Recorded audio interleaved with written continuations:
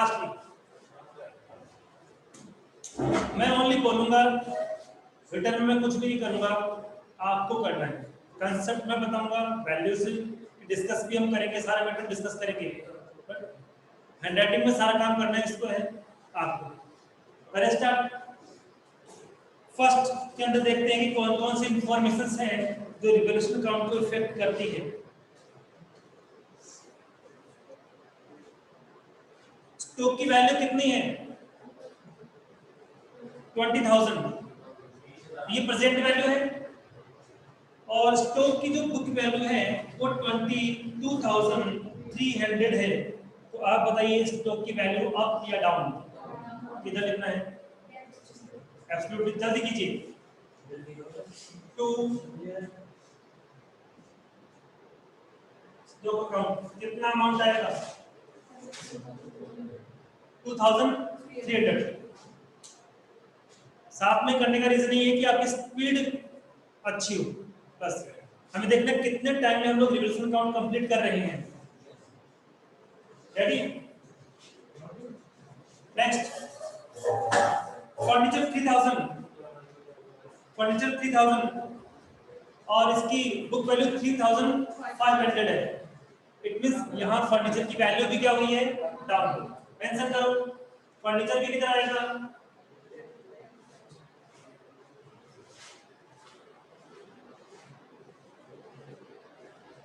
कितना अमाउंट? 500।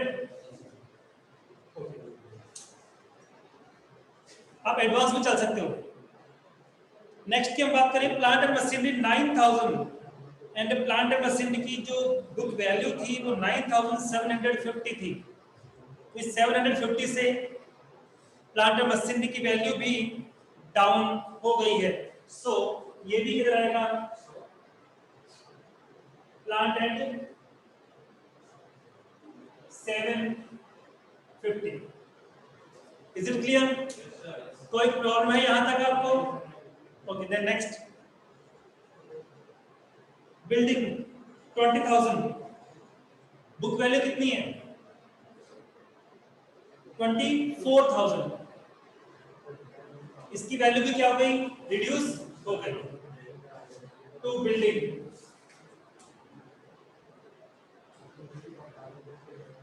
कितनी? 4,000। Then investment 10,000। अब इसका कंसेप्ट मैं समझाता हूं। इन्वेस्टमेंट की बुक वैल्यू 12,000 है और इसके लिए इन्वेस्टमेंट फ्लक्चुएशन फंड भी ऑलरेडी हमारे पास से बना हुआ है। इन्वेस्टमेंट फ्लक्चुएशन फंड में कितना अमाउंट है? देखिए ध्यान से, इन्वेस्टमेंट फ्लक्चुएशन फंड में कितना अमाउंट है? ऑलरेडी 5,000। इन्वेस्टमेंट की बुक वैल्यू कितनी है और इन्वेस्टमेंट की प्रेजेंट वैल्यू कितनी है? 10,000। कितने से रिड्यूस हो गया? अब देखिए, हमने इन्वेस्टमेंट में होने वाली जो फ्लक्चुएशंस है उसके लिए अलग से क्या बना रखा है?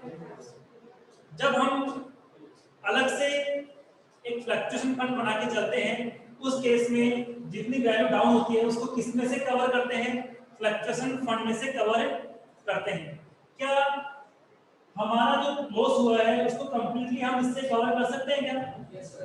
कवर कर सकते हैं, पर कवर करने के बाद ही तो हमारे पास कितना अमाउंट और 3,000। अब देखिए, इसका रिवोल्यूशन काउंट पे कोई इफेक्ट नहीं आएगा। किस पे इफेक्ट नहीं आएगा? क्योंकि हमने जो वैल्यू डाउन हुई है उसको किससे कवर कर लिया? इन्वेस्टमेंट फ्लक्चुएशन फंड से। ठीक है, बट अब भी हमारे पास कितना अमाउंट बैलेंस में है? इस 3,000 का हमें क्या करना होगा? पार्टनर्स कैपिटल अकाउंट में हम इसे क्या करेंगे? डिस्ट्रीब्यूट करेंगे। बट सपोज यहां पे ऐसे होता, देखिए ध्यान से,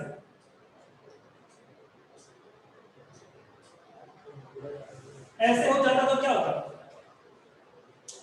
इन्वेस्टमेंट 12,000 का पहले से है, अब मैं कह रहा हूं कि क्वेश्चन में होता कि 5000 उसकी वैल्यू रहती है, अब क्या करते हैं, कितनी वैल्यू डाउन हुई, 7 में से कितना कवर हो सकता है, 5 तो कवर हो सकता है ना। उस केस में 2000 कहाँ आता, रिवैल्यूएशन अकाउंट में हम उसको इंडिकेट करते, मेंशन करते। कब, जब ये जो अपना फंड है वो कंप्लीटली कवर होने के बाद भी हमारा जो लॉस है या जो वैल्यू डिक्रीज हो रही है वो कवर नहीं हो पा रही है उस केस में।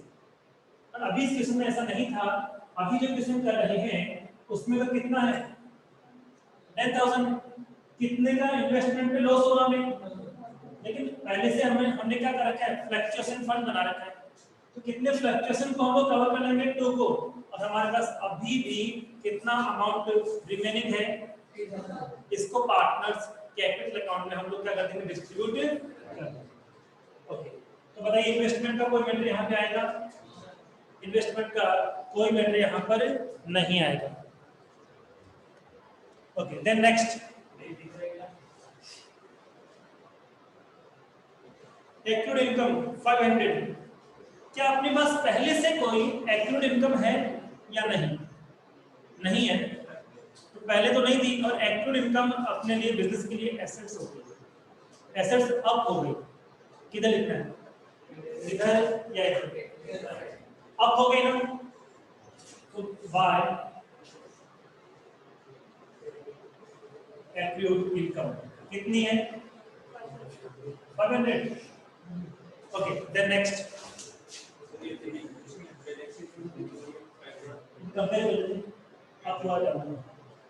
देन नेक्स्ट क्या है, पेटेंट्स, पेटेंट्स अपने पास पहले से है 10,000, कितने के हैं, और प्रेजेंट में उनकी जो वैल्यू है वो 11,500 रुपीज है, 1,500 से अप हो गए, किधर आएगा, इधर, इसने कंप्लीट कर लिया क्या, वेरी गुड, कितने स्टूडेंट ने, 1 2 3 4, मैंने कहा था एडवांस में आगे कर सकते हो, ठीक है। अब मैं ऑनलाइन के कोडिंग चल रहा हूं, लेकिन आपको आता है तो आप तो रुकोगे, आपको चलना चाहिए। कितना अमाउंट है पेटेंट का,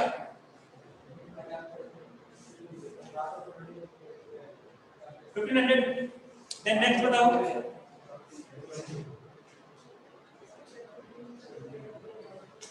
850 is to be proved for doubtful debts, कितना डाउटफुल डेब्ट्स है, 850, क्या पहले से हमारे पास डाउटफुल डेब्ट्स था क्या, क्या हमारे पास पहले से डाउटफुल डेब्ट है क्या, नहीं है ना, तो प्रोविजन अपने लिए क्या होता है, एसेट्स या लायबिलिटीज। अब याद आ देना, क्या ऑलवेज प्रोविजन अपने लिए लायबिलिटीज होता है, आई रिपीट, प्रोविजन जो है वो ऑलवेज अपने लायबिलिटीज होता है क्या,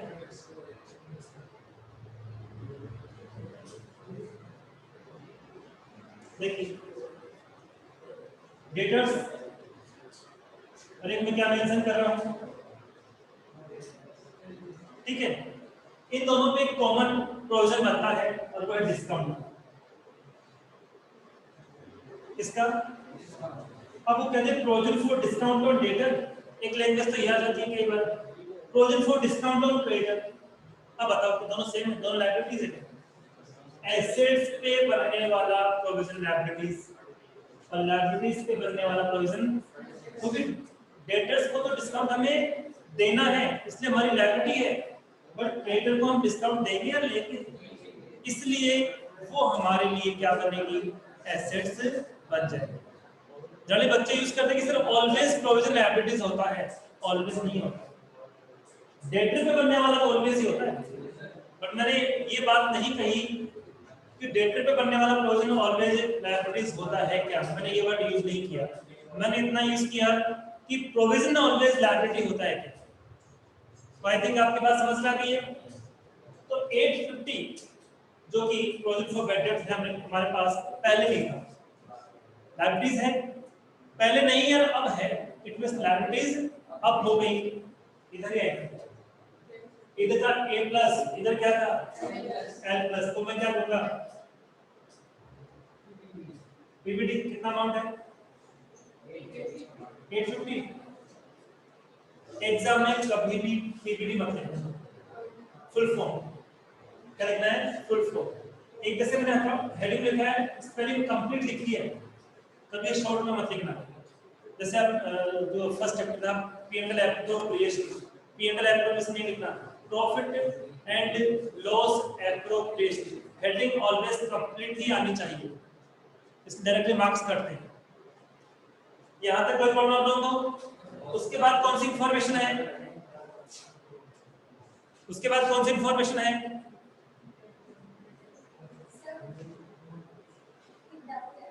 हाँ,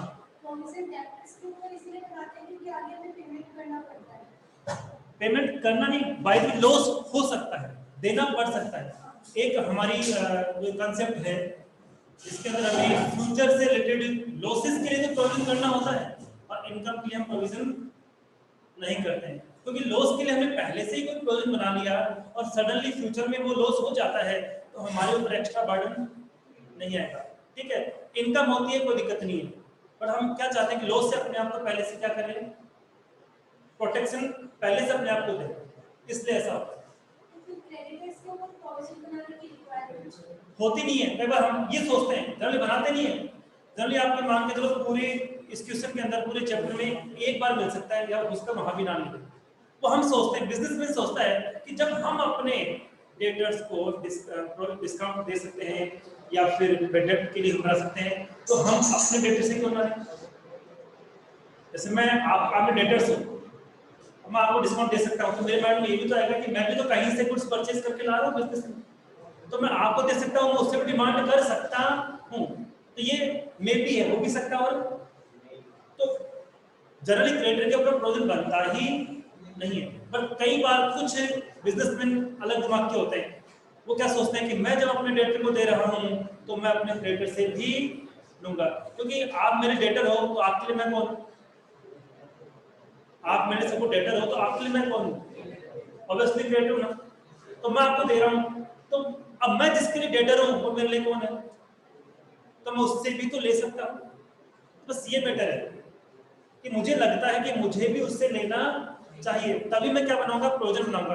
अब देखिए यहाँ पे एक मेन कंसेप्ट, यदि हम यहाँ लिखते हैं provision for discount on creditor, तो अकॉर्डिंग अकाउंटिंग कंसेप्ट ये रॉन्ग है, हमें लिखना चाहिए reserve for discount on creditor. According to pure accounting concept हमें प्रोविजन यूज नहीं करना चाहिए, क्या यूज करना चाहिए, रिजर्व। प्रोविजन तो लॉसेस के लिए होता है, रिजर्व किसके लिए होता है, जनरली इनकम के लिए होता है।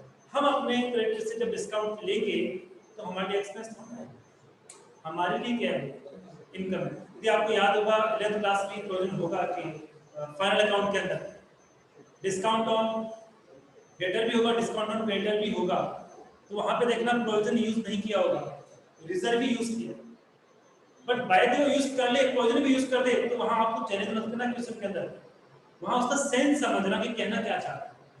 आई बात समझ में? ठीक है, आगे बताइए, आगे बताइए। तो ये वाली बात समझ में आ गई कि जनरली हम किसके ऊपर प्रोविजन नहीं बनाते हैं, क्रेडिट नहीं बनाते हैं। तो कुछ बिजनेसमैन क्या सोच लेते हैं कि जब हम अपने डेटर को दे रहे हैं तो हम भी तो किसी डेटर हैं, हमें भी तो लेने का राइट है, बस ये रीजन और कोई रीजन नहीं। हाँ, नेक्स्ट बताइए क्या है ट्रांजैक्शन।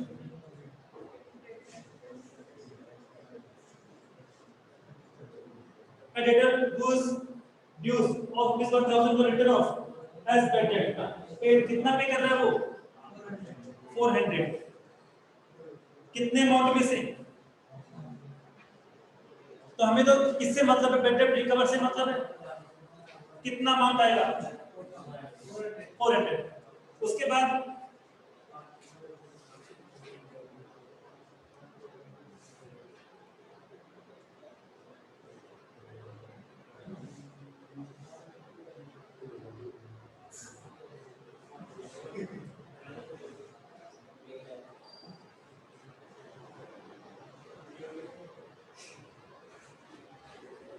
अक्षय प्रीत दोनों कल से स्कूल आना।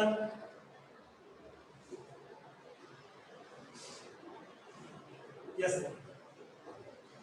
उसके बाद नेक्स्ट पॉइंट क्या है, क्या गुडविल इसमें आएगी, क्या गुडविल रिलेशन अकाउंट में लिखी जाएगी, क्या और कोई ट्रांजैक्शन है जो इसको इफेक्ट करेगा, क्या और कोई ट्रांजैक्शन है जो रिवर्सल काउंट का है?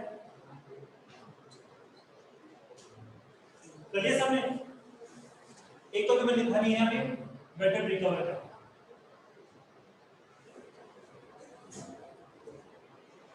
तो आई थिंक यहां तक सबके समझ में आ गया चीज। किसी को डाउट हो? आई थिंक और कोई इंफॉर्मेशन नहीं है जो एसेट्स और लायबिलिटीज के रिवैल्यूएशन के लिए हमें मेंशन करनी है इसके अंदर। Is this clear? अब करना क्या है इसके बाद? अब एक छोटी सी डिस्कशन करते हैं फिर से। How many types of payment to retiring partner? 4. First is, next is, third is, fourth is transferring to lump sum payment के लिए जनरली आपको किसी में कहेगा नहीं। आप किस तरह से इस बात को आइडेंटिफाई करोगे कि हमें लमसम पेमेंट करना है या नहीं करना? हाँ, कल मैंने एक्सप्लेन किया था कि आपको बैलेंस चेक करना है। क्या चेक करना है? कि रिटायरिंग पार्टनर को जितना अमाउंट हमें पे करना है उससे ज्यादा अपने पास बैलेंस है, तब तो हम क्या करेंगे? उसको लमसम पेमेंट कर सकते हैं। बट इनसफिशिएंट बैलेंस है, उस केस में हम उसको पेमेंट बिल्कुल भी नहीं करेंगे, और जितना भी अमाउंट उसको देना है वो किसमें ट्रांसफर कर देंगे? उसके लोन अकाउंट में ट्रांसफर कर देंगे। किसमें ट्रांसफर कर देंगे? हो सकता है कि यहाँ पे उसका इफेक्ट आए, इसलिए मैंने यूज किया। तो ये बात समझ में आई सबके? कितना डिफरेंस आया? कितना डिफरेंस आया? 6000। पार्टनर कौन कौन है? M N O. रेशियो क्या है? इसको करेक्ट लैंग्वेज में आपको चेंज करना पड़ेगा। आप इसको 1:1:1 नहीं कह सकते, 1/2, 1/3, 1/6। आप एलसीएम भी कर सकते हो। कितना हो जाएगा? 3:2। ठीक है, आगे देखते हैं।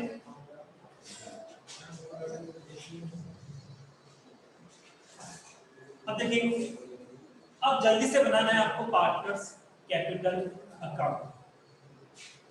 पार्टनर्स कैपिटल अकाउंट सीक्वेंस वही रखेंगे, बस थोड़ा सा चेंज करेंगे। यहाँ एडमिशन का मैटर नहीं है ना, यहाँ मैटर किसका है? रिटायरमेंट का। तो रिटायरमेंट के मैटर में हमें सीक्वेंस क्या रखना है वो मैं अभी आपको बताऊंगा।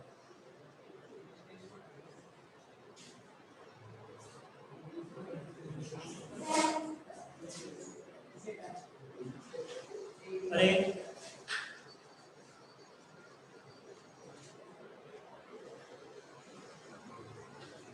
अपनी कॉपी के अंदर काम किया तुम। बहुत सारे बच्चे हैं जो आपसे काफी आगे हैं, लेकिन 10 बार भी कहे ना क्या करो, ठीक है, आप एक बार घर से पढ़ के आ गए, आपको लगता हम तो बोर हो रहे।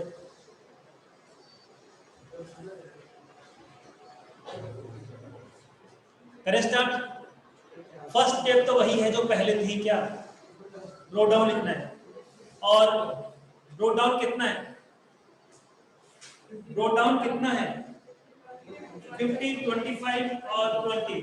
जल्दी से कीजिए। जो रो डाउन है वो कितना है?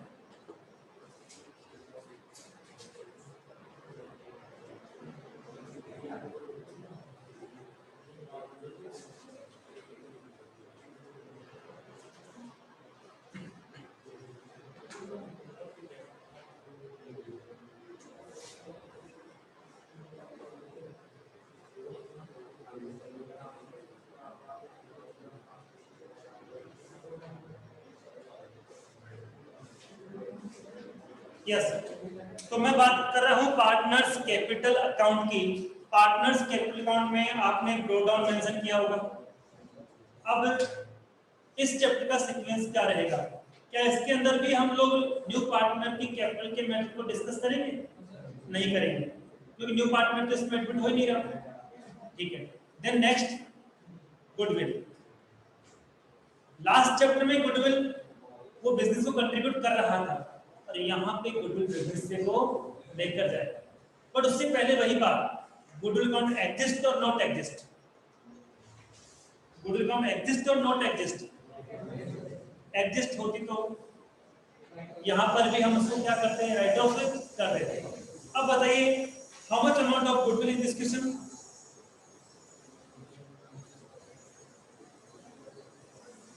गुडविल का कितना अमाउंट है?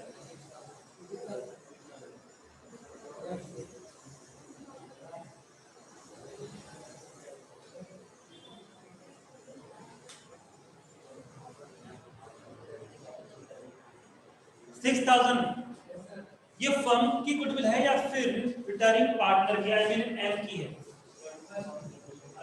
फर्म की है। अब जब एम रिटायर हो रहा है, क्या वो कंप्लीटली गुडविल फर्म से ले जाएगा या ओनली दिस शेयर लेके जाएगा? तो टोटल जो गुडविल है वो कितनी है? 6000। और एम का शेयर कितना है? 3/6 कितना हो जाएगा? 3000। अब ये गुडविल किससे लेके जाएगा? रिमेनिंग पार्टनर से। लास्ट चैप्टर में सैक्रिफाइस में, बट इस चैप्टर में गेन रेशियो। इस चैप्टर में कौन से रेशियो में? गेन रेशियो में। अब क्या क्वेश्चन के अंदर रिगार्डिंग गेन रेशियो कोई इंफॉर्मेशन है या नहीं है? अब वैसे रेशियो क्या था? 3:1 ये गया ना, तो रेशियो कौन सा दिख रहा है आपको? और कुछ बोला नहीं है। तो in the absence of any information, all ratio known as new ratio and gain ratio। all ratio को हम क्या मानेंगे? new ratio। और उससे ही हम लोग क्या मानेंगे? ये एग्जाम में मेंशन करना है। क्या लिखना दिखिए? in the absence of any information, all ratio known as gain ratio and हाँ। तो अब बताइए एंट्री क्या बनेगी? एम और एम तो गया, एम तो लेके जाएगा, किससे लेके जाएगा? एन और ओ से।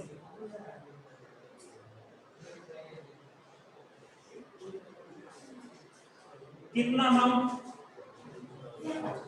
3000। कितना कितना आएगा?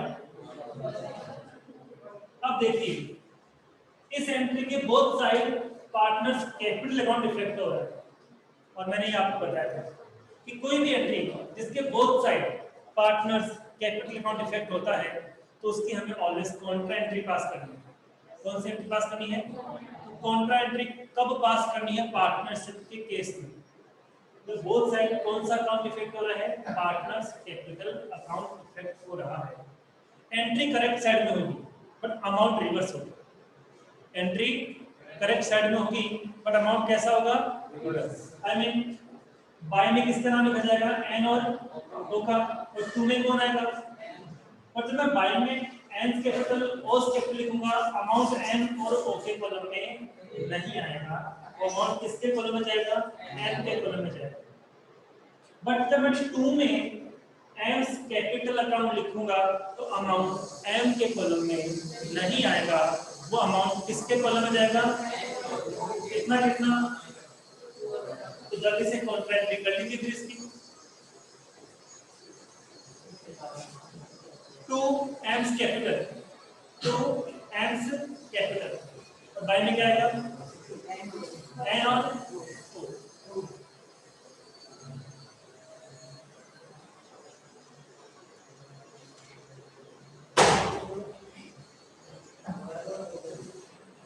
आगे बढ़े।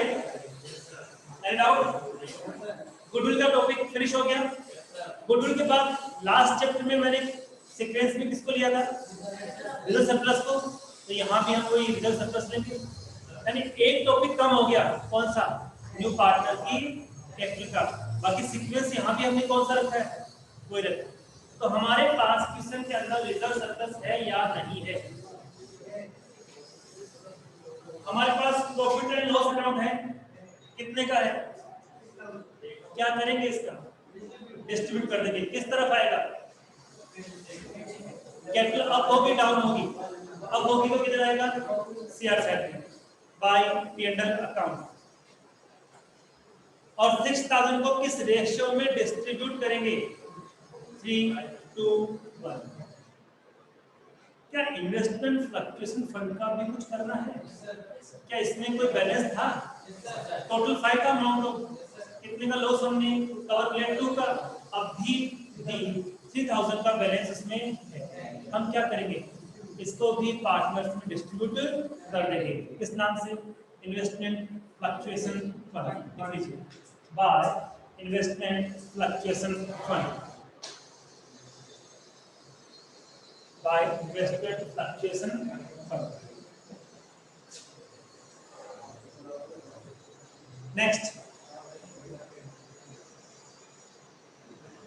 एसेट साइड में लास्ट में कुछ लिखा हुआ है, एडवर्टाइजमेंट एक्सपेंडिचर।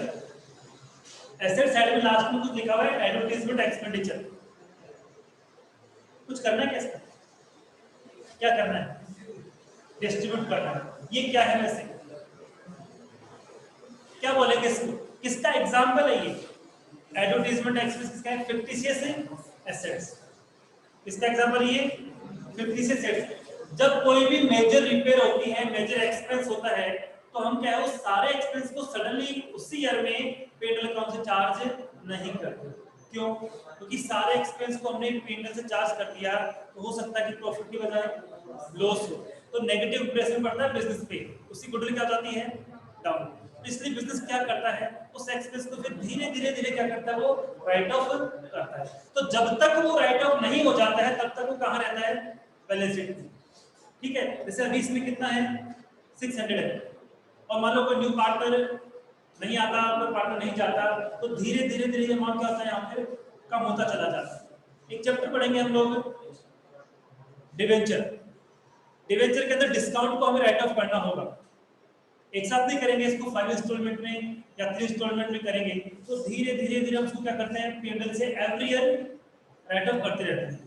तो जितना राइट ऑफ होना अभी भी बाकी है वो किस में दिखाते हैं? फिर उसको बैलेंस शीट में दिखाते हैं। तो क्या आप मुझे कुछ फिक्टिशियस एसेट्स के एग्जांपल्स दे सकते हो? कुछ फिक्टिशियस एसेट्स के एग्जांपल आप मुझे बता सकते हो? Preliminary expenses, deferred revenue expenditure. Preliminary expenses, deferred revenue expenditure, वो भी किसके एग्जांपल हो गए? दोनों फिक्टिशियस एसेट्स के हैं। Discount on issue of debenture हो, discount on issue of shares हो। हाँ, अब पहले बिफोर 3 ईयर 2013 के अंदर शेयर्स को डिस्काउंट पे इश्यू करते थे। अब शेयर डिस्काउंट पे इश्यू नहीं होते, हम उस चैप्टर में इसकी डिस्कस करेंगे। बट यदि होता तो डिस्काउंट भी कौन सा एक्सपेंडिचर होता? फिर फिक्टिशियस एसेट्स ही होता। प्रिलिमिनरी एक्सपेंस क्या होता है? यस, बिजनेस को स्टार्ट करने से पहले जितने भी हम एक्सपेंस करते थे ना, वो सारे कौन से होते हैं? प्रिलिमिनरी एक्सपेंस होते हैं। तो पहले तो हम उनको राइट ऑफ कर ही नहीं सकते थे, क्यों? बिजनेस स्टार्ट ही नहीं हुआ। तो जब बिजनेस स्टार्ट हो जाएगा तो हम उसको पहले कहां दिखाएंगे? एसेट्स में। और एवरी ईयर थोड़ा बहुत अमाउंट हम क्या करेंगे? P&L से इसको कवर करते रहेंगे और धीरे धीरे इसको राइट ऑफ कर लेंगे। ओके, तो अभी लिखो, किस तरफ लिखोगे इसको? एडवर्टाइजमेंट एक्सपेंडिचर को किस तरफ लिखोगे आप? डेबिट साइड में, to advertisement expenditure, to advertisement expenditure.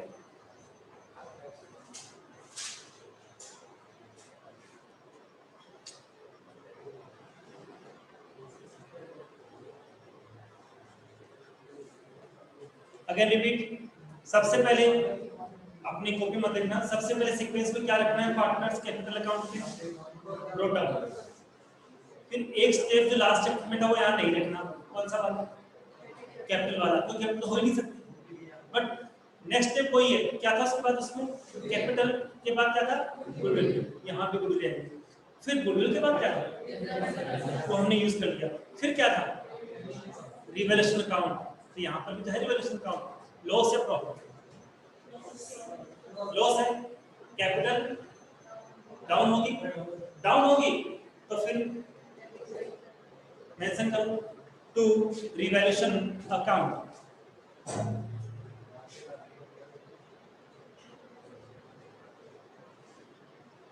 To revaluation account.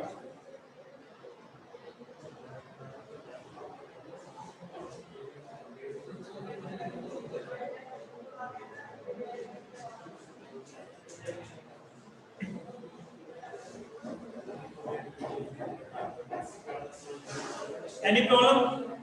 अब देखिए इसमें क्या एक लैंग्वेज और भी हमारे पास है, M is to be paid 9,200 in cash। M को कितना अमाउंट हम इन कैश पे कर रहे हैं? 9,200 एंट्री बता रहे हैं, कैश तो रिड्यूस होगा क्योंकि पेमेंट कर रहे हैं, और उसकी कैपिटल भी क्या होगी? रिड्यूस होगी। तो एंट्री क्या बनेगी? M's capital account debit to cash. तो ये एंट्री किस तरफ आएगी? टू में आएगी, टू कैश। मेंशन कीजिए एम के कॉलम में।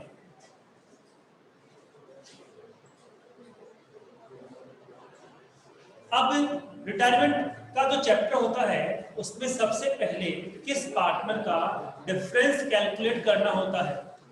रिटायरिंग पार्टनर किसका? बताओ डिफरेंस कैलकुलेट करके कि रिटायरिंग पार्टनर का डिफरेंस कितना है।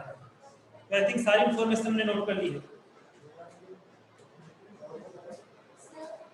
जैसे वो इसमें बोल रहा है कि हमको पे करना है कैश में, लेकिन ये बुक में तो पहले दिखा है बुक में मैं बताता हूँ बैंक क्यों आया। देखो इसने बोला तो क्या है कि कैश में करना है, बट कैश का मतलब क्या है? कैश का मतलब कैश है बैंक है। इसके लिए आपको चेक करना है कि आपके पास बैलेंस कौन सा है। आपके पास कैश बैलेंस या कैश इन हैंड है या कैश बैंक कौन सा है, उस पर डिपेंड करता है। कैश लिख भी देगा इसका मतलब ये नहीं कैश लिखेंगे, हमें चेक करना है हमारे पास बैलेंस कौन सा है। तो यहाँ बैलेंस शीट में देखें तो हमारे पास क्या है? कैश है। इट मींस वो सारे ट्रांजैक्शन करता है ना, वो बैंक के थ्रू करता है। तो जो बैंक के थ्रू ट्रांजैक्शन करेगा तो हम क्या करेंगे? कैश या बैंक लिखेंगे? बताइए। बैंक। अब बट यहाँ पे कैश इन हैंड लिखा होता तो फिर कैश की आता। Is this clear? क्या ये बात समझ में आ गई कि यहाँ पे बैंक क्यों लिखा है, जबकि वो मैटर क्या कह रहा है? तो यहाँ कैश का मतलब है कि जो पेमेंट करना है, अब चेक से करें या कैश में दें। अब चेक से करेगा या कैश से करेगा वो डिपेंड करता है बैलेंस के ऊपर कि हमारे पास बैलेंस कौन सा। आई रिपीट, यहाँ पे कौन सा बैलेंस था? Cash at bank. इसका मतलब है सारे ट्रांजैक्शन फर्म किससे करती है? बैंक से। Is this clear? और कैश इन हैंड होता उस केस में फिर हम लोग क्या करते हैं? कैश ही। और दोनों था तो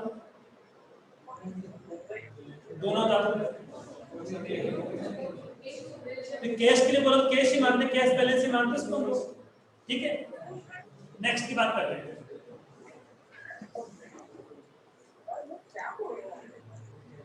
तो बैलेंस कैलकुलेट कीजिए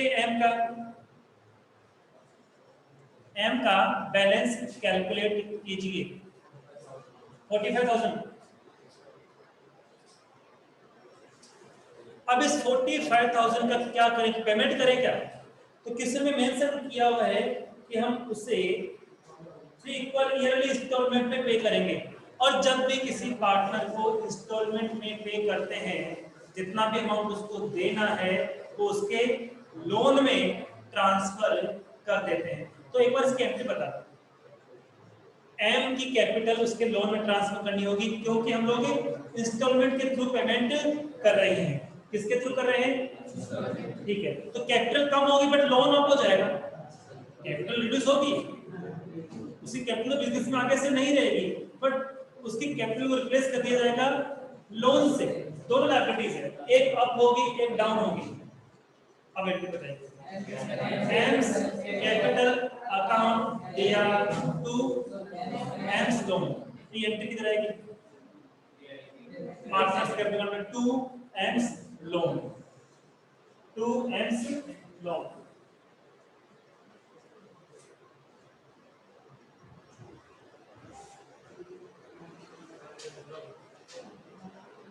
इज दिस क्लियर?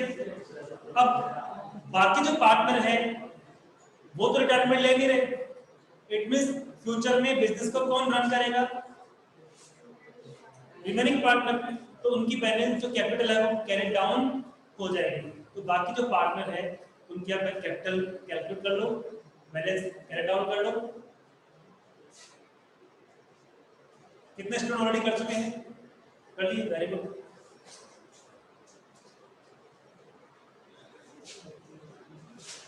कितना आएगा?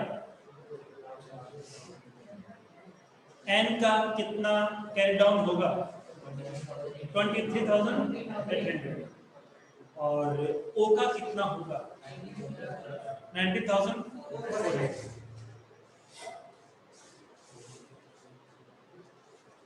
मैंने वैसे बाकी स्टूडेंट्स को बताया था, काफी बच्चे हैं कि जब प्रॉपर्ली अपनी क्लास स्टार्ट हो जाएगी तो चैप्टर वाइज आपको प्रैक्टिस सेट भी दी जाएंगे जो क्वेश्चन आपकी बुक के नहीं होंगे। तो बुक के क्वेश्चन से एग्जांपल तो क्या है कि आपको आंसर लर्न हो जाते हैं तो आपकी बुक के नहीं होंगे, आपके सिलेबस का क्राइटेरिया माइंड में रहेगा और उसके बेस पे हर चैप्टर से 10 क्वेश्चन आपको अलग से दिए जाएंगे बड़े बात, और उनको एक जब हम प्रॉपर्ली अपने स्कूल स्टार्ट हो जाएंगे, ठीक है। और जिस मान लो हमारे पास 12 चैप्टर है तो कितने हो गए 120 हो गए, फिर वापस से हम स्टार्ट कर देंगे उसको। तो इसीलिए इससे क्या होगा, जैसे रिहर्सल हो रही है, हमारी प्रैक्टिस हो रही है और वो जरूरी भी है। अब हम बनाएंगे बैलेंस शीट। अब क्या बनाएंगे,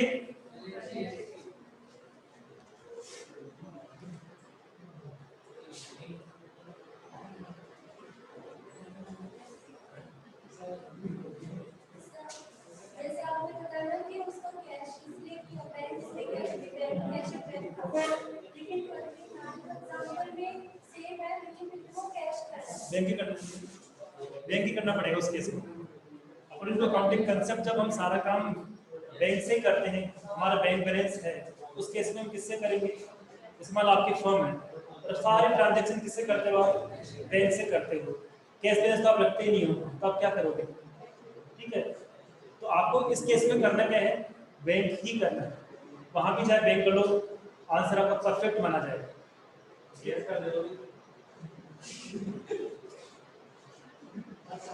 देवश्री इतना लेट अटेंड कर रहे हो,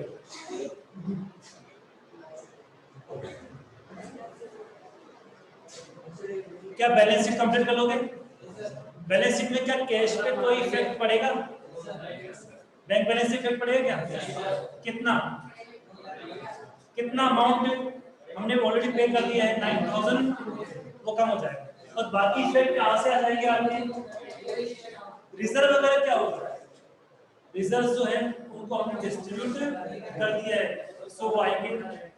और कोई एसेट्स लायबिलिटीज जो पहले नहीं थी अब हैं उनको भी हमें किस में रिकॉर्ड करना होगा, जैसे कि पहले नहीं था।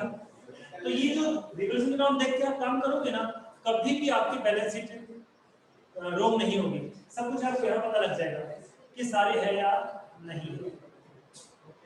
Is this clear?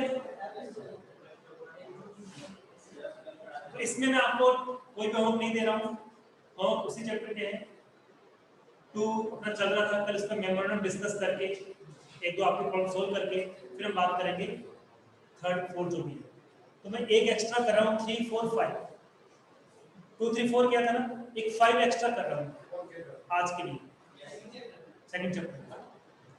Question example तो ऑनलाइन मैंने सारे कर लिए थे, क्वेश्चन सारे हम यहाँ कर रहे हैं, ठीक है। उसके बाद उसमें जो वेरी शॉर्ट है उसको भी हम डिस्कस करेंगे। बाकी क्लास